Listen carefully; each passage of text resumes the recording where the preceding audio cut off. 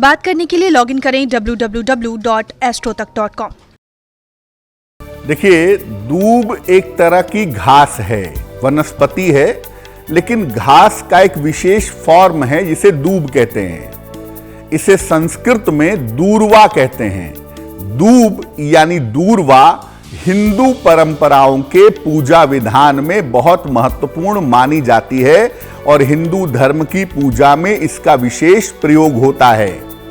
ऐसी मान्यता है कि दूर्वा की उत्पत्ति, दूब की उत्पत्ति भगवान विष्णु के रोम छिद्र से हुई है।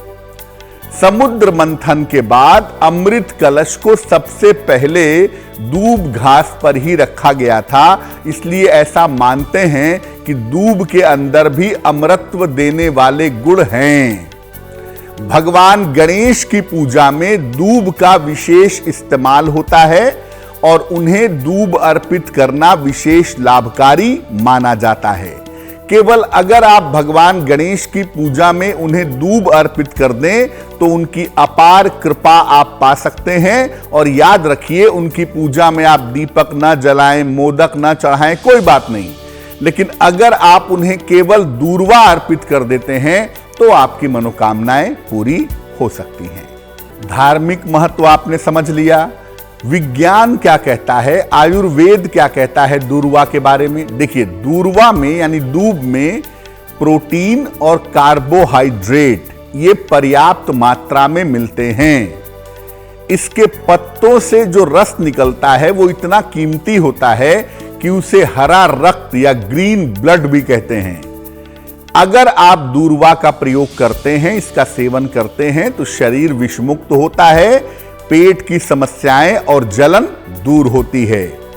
दूब का रस अगर आप नियमित रूप से पानी में मिलाकर या वैसे भी खाली पेट पीते हैं तो इससे एनीमिया दूर होता है और त्वचा की कांति, स्किन की ग्लो बढ़ जाती है। दूब और हल्दी को मिला करके आपस में पीस करके शरीर पर लगाने से शरीर की त्वचा संबंधी बीमारियां दूर हो जाती हैं। दूब की कोंपल जो होती है, दूब घास की जो नोक होती है, कोंपल होती है, इसका प्रयोग किया जाता है नशे से मुक्ति पाने के लिए।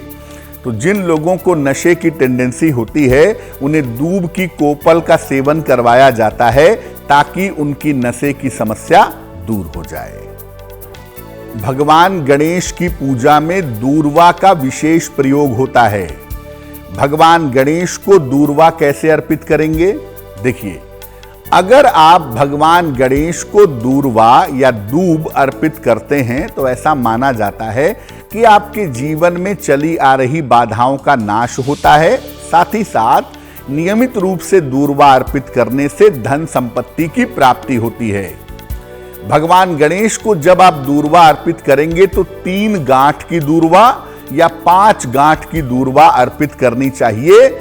आप चाहें तो हरे धागे में बांध करके दूर्वा की माला बना करके भी भगवान गणेश को पहना सकते हैं और अगर आप ऐसा करते हैं तो इससे हर तरह की रुकावट दूर होती है। अगर बुध ग्रह की समस्याएं हैं तो भी भगवान गणेश को हर बुधवार को दूर्वा की माला पहनानी चाहिए, उससे लाभ होगा।